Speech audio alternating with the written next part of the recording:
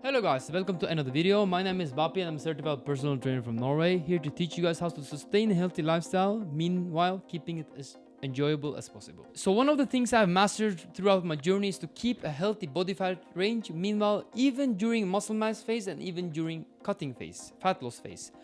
So what I've been doing is that to have a good approach to food, to cook delicious protein-rich meals, you don't have to eat 5-6 times a day, you know. And when people tell you like that, that's not optimal for you, because we are not professional bodybuilders. We are amateur bodybuilders. We are doing this for hobby. We have a life outside gym. We are going to work, to study.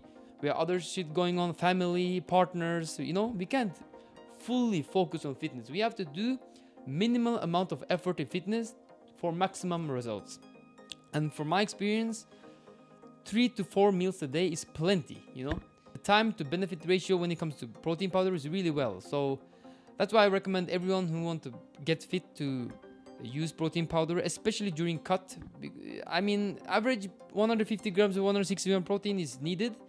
2 grams per 2 grams times lean body mass. So if your lean body mass is 60 kilos, you can make an assumption by your body fat and body weight.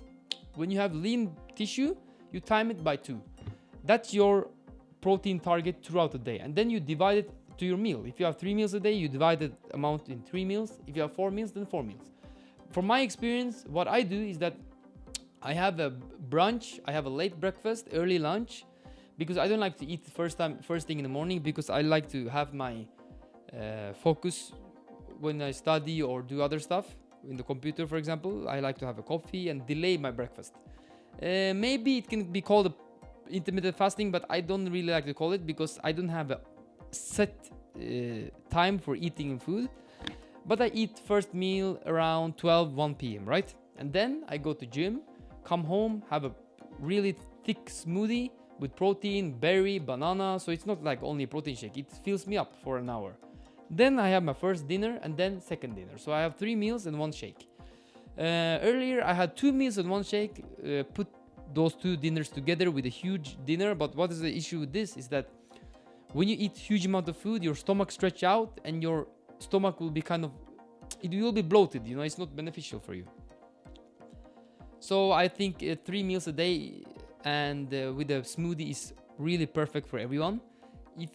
If you can delay breakfast, do it. If you're gonna eat a small amount of skyr, if you're gonna eat the skyr and delay your really proper breakfast, you do it, because you don't have to eat just to eat, you know. You have to eat when you're hungry, and with a purpose. Because if you just eat on an empty stomach, if you just eat to eat, because we have the idea that breakfast you should eat always when you wake up. That's kind of mistaken, right? And for longevity purpose, it's not good to be in a fed state all the time. You can watch several podcasts about Andrew Huberman, Dr. David Sinclair. When it comes to longevity, he's the expert. It's not good to be in a fed state all the time, you know. You have to kind of you have to eat you have to eat in a smart way. Don't eat all the time. Keep your eating window for about 8-9 hours when you eat. And the rest, don't eat that much. Of course, you can eat fruit, you can drink coffees, etc. But try not to eat all the time, you know. Try not to eat first thing in the morning, you go directly to the kitchen and eat, and then last thing in the night before you sleep, you eat. Try to delay 2-3 hours when you wake up and 2-3 hours before you sleep, right? What you can do to spike your protein synthesis in the morning is that, for example, you can have 1 scoop of protein powder to spike your protein synthesis and to delay your hunger, right? Then body can use muscle mass as a fuel, right? So that's why I recommend you guys to do 3-4 meals a day with proteins to spike your protein synthesis equally throughout the day. If you have the day here, you spike it throughout the day so you don't fall down, right? You spike it throughout the day so you keep an optimal level throughout the day. That's the most important, so you don't get catabolic. You want to stay anabolic as possible. And then you have to signal your muscle to grow, you know, and then you need to stay in an anabolic environment. And if you want to stay in an anabolic environment, you need to spread out your protein synthesis throughout the day. For example, by spreading your meals. Don't eat all meals at once. Don't separate too long. eat roughly around, you can eat, it depends, you know, but 3-4 hours between meals is fine. But try to eat lean protein for every meal. Don't eat like fatty steaks or something. Go with turkey or minced meat. Minced turkey, minced chicken, chicken turkey, for example, those are great sources. Their white meat is okay to eat. Don't eat too much red meat. Don't eat too much beef. That's not healthy. It's actually risk for colon cancer. You know, it's proven. Try to eat maximum half a kilo red meat a week. If you can do it less, do it less. As for me, I eat less than 1 kilo a month, so I really reduced it. Earlier in my 20s, I didn't know about this stuff. My knowledge was not enough. I wasn't educated in the field, so I was eating maybe 400 grams of beef every 2-3 days. You know, that's way too much. So go with lean meat, like white meat. Fish, salmon is really ideal, especially in the winter. Vitamin D3 is really important. Vitamin D3 acts like a hormone. It's not like a vitamin. That's actually like a hormone, so be aware. Because well, that's one of the supplements you have to do in winter, is to take vitamin D3 K2. And then when you have all these things in check, then you can supplement with creatine. But first, get the baseline correct first. Don't jump to Tongat Ali supplements, for example, or ashwagandha to boost your testosterone when your diet is shit and when your training is not on point and when your sleep is terrible. So try to fix the baseline first. Then supplements can definitely help you. And Tongat Ali is actually proven to increase testosterone levels. But actually, don't neglect cholesterol as well, because cholesterol is also precursor for testosterone. So be aware. And also, if you lift weights, it can increase testosterone. If you sleep according to melatonin and cortisol levels, can also increase testosterone.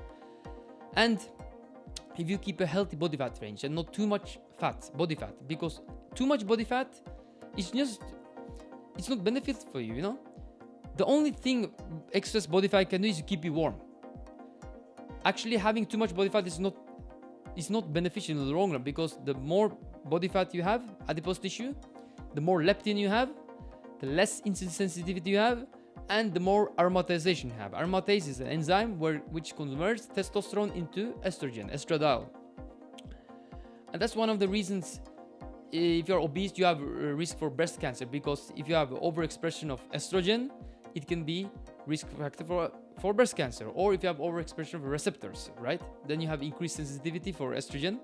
It could also be a risk factor. Also, of course, mutations like BRCA2 can also be a risk factor for breast cancers. But you can see that obesity and having excess body fat doesn't do anything good, you know? Because it's really true that if you have a low body fat, you're actually feeling cold. That's why I feel cold really easily, because I don't have a lot of body fat, maybe 14-15% throughout the year. I really feel happy with this body fat range, you know. So you have to find a way to optimize your body weight where you feel happy. It's not a set body fat range you need to be. You need to be healthy. You need to be in a body fat range and the body weight where you feel the best, with the best life quality. That's why we're going to gym in the first place, and that's why we're lifting weights, for actually improving our life quality. So everything has to be balanced with a purpose, and that's my message today. So thank you guys for watching. Please subscribe, don't forget, because I want to post more YouTube video, and it really motivates me. And to be honest, I'm above average educated in the field. I have a medical background and a personal trainer background, and I'm training in the gym for 12 years. Naturally, I can help you out. So yes, see you guys soon, and take care. Peace.